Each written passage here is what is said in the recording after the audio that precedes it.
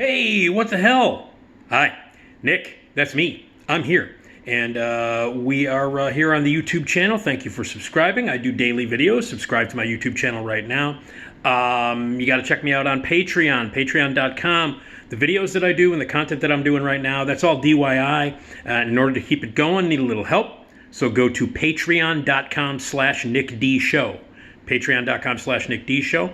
Pick a tier, donate, make a monthly donation. Helps me out. You'll get some exclusive content, some messages directly from me, and some videos that are only for patrons who donate $3, $9, $25 a month, whatever you want to do. You get extra bonus material, including the real true story of what happened at WGN. The truth, not all the bullshit that's been out there. I will tell you the truth. But become a patron right now and help out at patreon.com/NickDShow. My podcast kicks off in a little bit more than a week. Just a little bit more than a week. My podcast, the Nick D Podcast, check it out at Radio Misfits Podcast Network, radiomisfits.com. Excited about it. Do movie reviews on this thing almost daily, parts of it. And I saw The 355 yesterday. New action film, the technically the first movie of 2022. 22, that's my Julie Haggerty from Lost in America. 22. I hope that that year turns out better than 22 did for Julie Haggerty, since she lost a nest egg.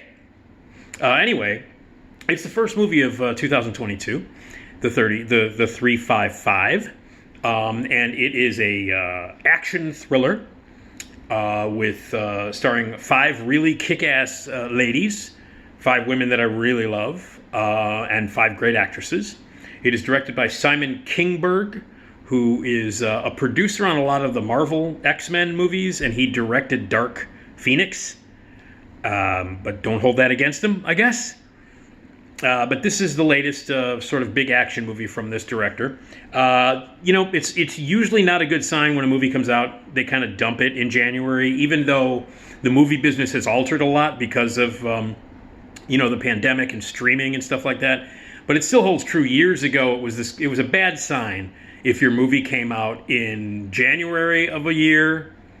If it wasn't like a movie that was pushing for the Academy Awards, but it was a new movie that came out in late August. Those were always like really bad times for the release of movies. It was the dumping ground for bad movies, and the 355 kind of falls into that category.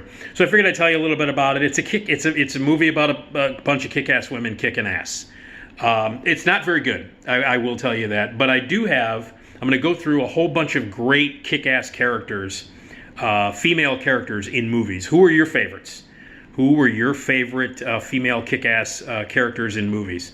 Leave your comments here. But let me tell you very quickly about the 355. It's not very good. It's not boring, I can tell you that much. The plot is really convoluted. Jessica Chastain plays a CIA agent who teams up with a psychologist played by Penelope Cruz, who's not an agent and is not aware of, doesn't do a lot of action stuff, doesn't know guns. She teams up with Diane Kruger, who is a German agent, Lupita Nyong'o, who is a British agent, who is also like the tech guru, like the person who can break any kind of code and do all the computer kind of shit and, all that kind of stuff. So she's the tech. She spends a lot of time in the movie looking at laptops and screens and saying, pressing buttons on her phone to change, security codes and all this other kind of shit. And then Bing Fan shows up, who is a model and a Chinese actress who's a really good martial artist. She shows up late in the movie too. So it's these 5 ladies, these 5 actresses, basically kicking ass. It's a very convoluted plot. All of these agents and all of these women team up together to go after this device that can drop planes out of the sky. It's a computer device, and it's multiple countries want it. Sebastian Stan, who I don't understand how this guy. I mean, I loved him in I, Tonya, but pretty much have hated him. And he's going to play Tommy Lee in that stupid ass movie about Tommy Lee and Pamela Anderson. But anyway, he plays like the villain in it. He wants this device. Everybody wants this device, this computer device, and it's about getting it back, blah, blah, blah. And so all these ladies team up in order to get the device back. It's a convoluted plot. It's been done a million times before. There's absolutely nothing new about it. There are some nicely staged action scenes in it. It's, it's loud. Things happen. Stuff blows up. The ladies shoot guns and they climb stuff, and there are some sequences that are well done. There's like a foot chase that turns into a fight that turns into a shootout on cranes and on boats. That's kind of cool. The climax involving a high-rise room that's being exploded from top to bottom. That's okay. The actresses for the most part are completely wasted. Only Diane Kruger really comes off. She kind of owns the movie. She's awesome anyway. But I love all the women. It's just a really bad script. All the women do the best they can in it. The actresses, I mean, you can't argue with this, the talent, on display. These women are all great. Penelope Cruz, by the way, really wasted in this movie. And it's weird to see her, the day before in an Almodovar movie called Parallel Mothers where she's fucking amazing. And then she just kind of does nothing and kind of plays a squirrely woman, does a lot of crying and stuff like that. But anyway, I don't know, I could think of worse ways to kill 2 hours. I'm not recommending it, but it got me to thinking, obviously, this is a movie with 5 women kicking ass, so it got me to thinking about other movies that feature kick-ass female roles. And I was thinking about, like the Charlie's Angels movies, with Drew Barrymore and Cameron Diaz and Lucy Liu. They suck. Those 2 movies are awful. And except for Lucy Liu, the other 2, I can't even measure the annoyance level that I have for Drew Barrymore and especially Cameron Diaz, who just drives me fucking nuts. I can't stand her. So the Charlie's Angels movies aren't very good until they did one with Kristen Stewart. I kind of like that one. I don't remember who the other 2 actresses were. They were kind of newcomers. But I love Kristen Stewart, and so I didn't hate, and it was Elizabeth Banks directed it.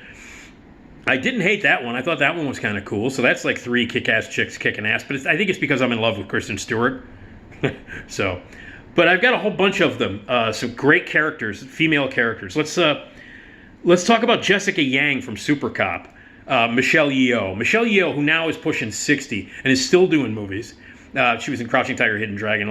She did a lot of American movies. Crazy Rich Asians. She's got another one coming out that I can't remember what it's called, but Jamie Lee Curtis is in it, and she kicks ass in that. It's like this weird fantasy movie, alternate universe, multiverse movie. Can't remember the name of it, but she's great.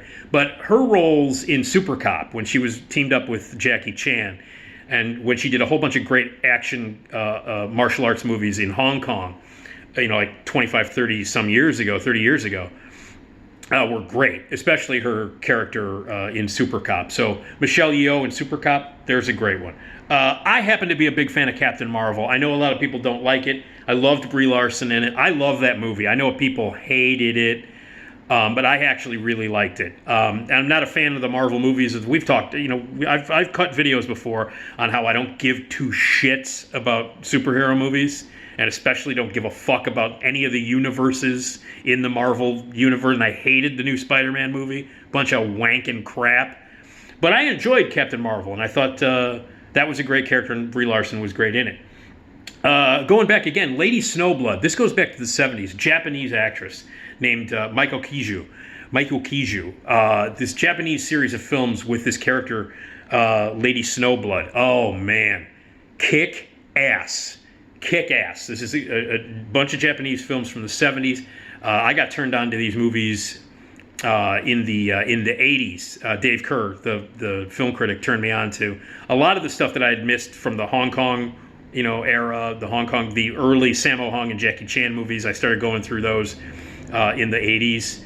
And then I discovered this Japanese series of movies featuring Lady Snowblood. Awesome.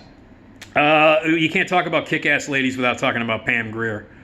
A ton of movies, obviously, in the 70s. I think Foxy Brown would probably be the one where she kicks the most ass. And then she would go on to do, she made a ton of movies, Coffee, and a ton of other movies, including, Quentin Tarantino's love letter to her and those characters, Jackie Brown, which is another great movie. She kicks ass in that, but I got to go with Foxy Brown. My favorite Catwoman of all time, without question, the best Catwoman that's ever existed in movies, TV, anywhere, is Michelle Pfeiffer in Batman Returns. By far. And this Zoe, what the fuck is her name? Kravitz. Zoe Kravitz in the new Batman movie with Robert Pattinson. Hey, look, it's a real shocker. Here's another fucking dark Batman movie that no one wants. Geez, there's a new Batman movie. I wonder if it's going to be dark. Fuck that. But anyway, Michelle Pfeiffer in Catwoman, one of my favorite kick-ass female characters of all time. Best Catwoman ever. How about Rey in The Force Awakens? Daisy Ridley in the new Star Wars films. I think she's great. I think she's a kick-ass heroine.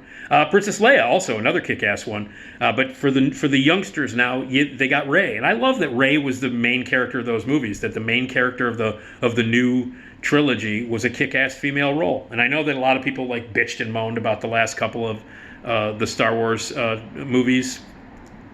People are morons. She's a great character. Hannah Heller from the Hannah movie, and now in Hannah, which is a TV series as well, made into a movie. But I'm going back to Saoirse Ronan. Saoirse Ronan is fantastic in Hannah. Great movie, lots of kick-ass. She's terrific in it.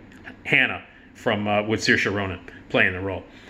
Hit Girl, speaking of young girls kicking ass, Hit Girl with Chloe Grace Moretz in the Kick-Ass movies. Hit Girl's a great kick-ass female character, young girl.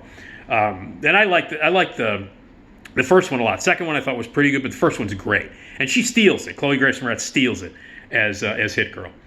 How about Lisbeth in the Dragon Tattoo movies? I like every actress who's played those roles in those movies. I like the David Finch version.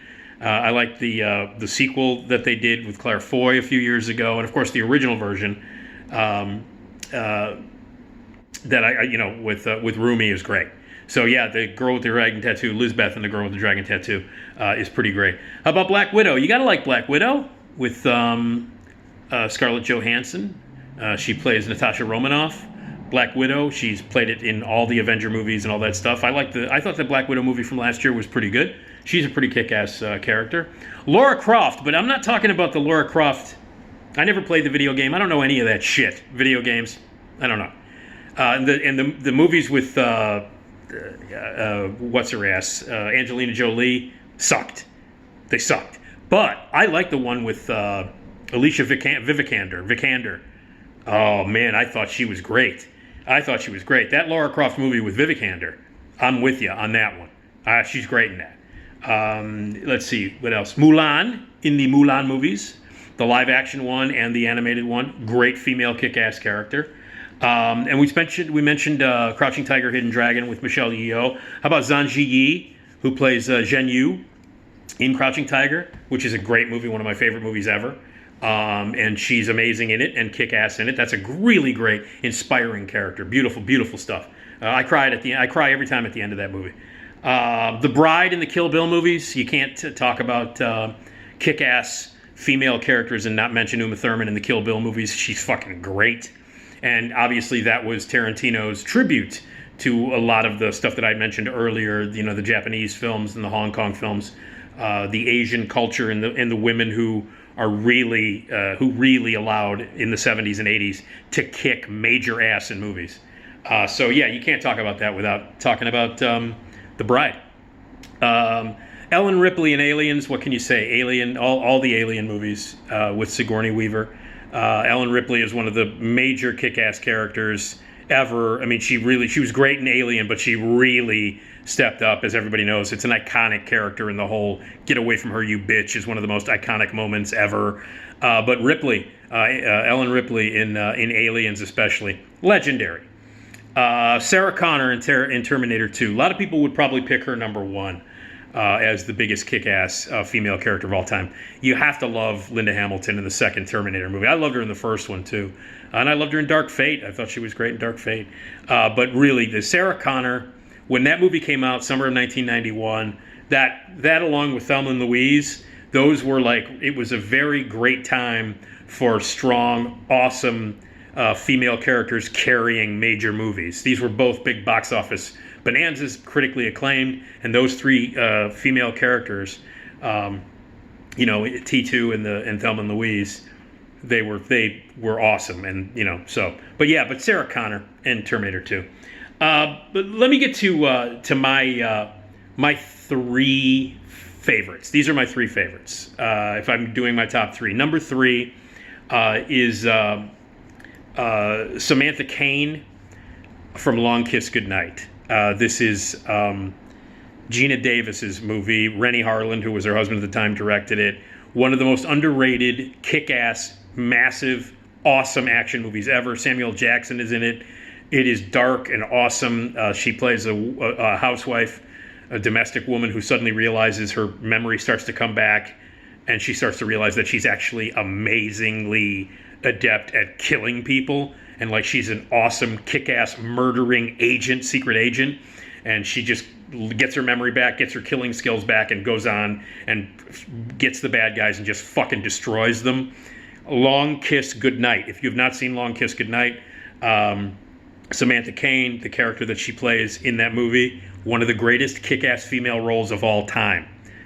Gina Davis, Long Kiss Goodnight. That's number three. Number two on my list is Trinity in The Matrix. I love Trinity. I love Carrie-Anne Moss in it. It's one of my favorite characters. I think she is one of the greatest female characters in film history. One of, obviously, the strongest and the badass and kick-ass female characters ever. One of the sexiest characters of all time. And I loved her in Resurrection. I love her in all of the movies. And I love the fact that she's really showcased in the new movie, in Matrix Resurrections, where she's really sort of, the real hero of it. And that, of course, has everything to do with Lana Wachowski's, becoming a trans person and coming out as a trans person since the first Matrix came out, and the female character in this movie, it's not a secret as to why the female character completely takes over for Neo. Not a secret at all. But Trinity in The Matrix, one of the greatest characters of all time, not just female characters, one of the greatest, badass, coolest, kick-ass. The opening scene in The Matrix establishes what a fucking badass Trinity is. She's one of the greatest characters of all time. Trinity. Unbelievable. So she's number two on my list of badass female characters. Number one, please, don't even, Furiosa. Come on. Charlize Theron, by the way, you can mention Atomic Blonde, too. She kicks ass in Atomic Blonde. She's kicked ass in a lot of movies. The greatest, most kick-ass, awesome female character in the history of movies, Imperator Furiosa in Mad Max Fury Road. There's no discussion. You're going to argue with me about it? You're wrong. Well, what about her? Nope. But, this other character, nope. Sorry. Shut up. Furiosa, the greatest badass female character in the history of film. Boom. Done. Boom. All the women in that movie kick ass. I love the fact that George Miller's big return to the world of Mad Max was female driven. Kick ass. And that came out the same year, by the way, as Force Awakens, where Rey turned out to be the force behind a Star Wars movie. So they went back to Star Wars, they went back to Mad Max that year. The women took over. Furiosa, the biggest badass, female badass in the history of movies. Now, there are a ton more. I know I've missed a bunch of them, and that's where you come in. Leave them here or leave them on my Patreon page, and we'll talk about it on my podcast at some point. I'd love to get Esmeralda Leon, who's going to be a regular on my podcast. Love to get her thoughts on biggest badass female characters, so we'll talk about that on my podcast as well. But anyway, that's the deal. I wanted to give you the 411 on the 355. See, I'm down. I'm hip. I talk like the kids do. That's ill. That's cool. That's boss. I don't know what the fuck's going on. Anyway, 355, not very good. Lots of great women in it. They do some cool things in it. I wouldn't recommend it. But I thought I'd talk about some of the other kick-ass female characters in movies. And again, I've missed a million of them. I know that. But for me, the top three, Furiosa, Trinity, and Kane from the Long Kiss Goodnight. Anyway, so there you go. Thanks. Again, help me out at Patreon and all that stuff. My podcast, less than 2 weeks away. Subscribe. All right. Thank you very much. Enjoy the veal.